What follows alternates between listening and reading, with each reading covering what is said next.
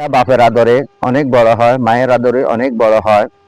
বাপের যদি কোটি টাকার সম্পদও থাকে, লক্ষ লক্ষ টাকার সম্পদও থাকে, সেইগুলো ছেড়ে কিন্তু তাকে একদিন স্বামীর সংসারে চলে যেতে হয়।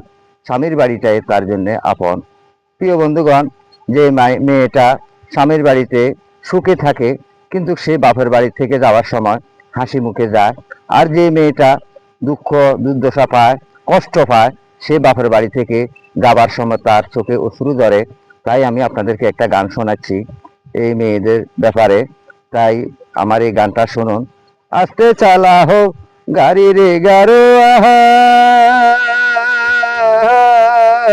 আস্তে চালা হো গাড়ি, ওরে আরেক নজরে দেখিয়া যাব আমার বাপের বাড়ি রে। চোখে কিন্তু তার অশ্রু ধরতেছে আর বাপের বাড়ির দিকে ফিরে ফিরে চাইতেছে। তাই গাড়োয়ালারে বলতেছে, মানে গাড়ির ড্রাইভারকে বলতেছে, আস্তে চালাও গাড়ি রে গাড়োয়াল, আস্তে চালাও গাড়ি, আরেক নজর দেখিয়া যাব আমার বাপের বাড়ি। আরেক নজরে দেখিয়া যাব আমার বাপের বাড়ি রে, আস্তে চালা হো গাড়ি গাড়োয়াল রে, আস্তে চালা হো গাড়ি গাড়োয়াল রে। এটাই নিয়ম। বাপের বাড়ি সে তাদেরকে স্বামীর বাড়িতে দিতে হবে, কারণ বাপের বাড়ির লক্ষ টাকা তার জন্য কোনো দামি জিনিস নয়।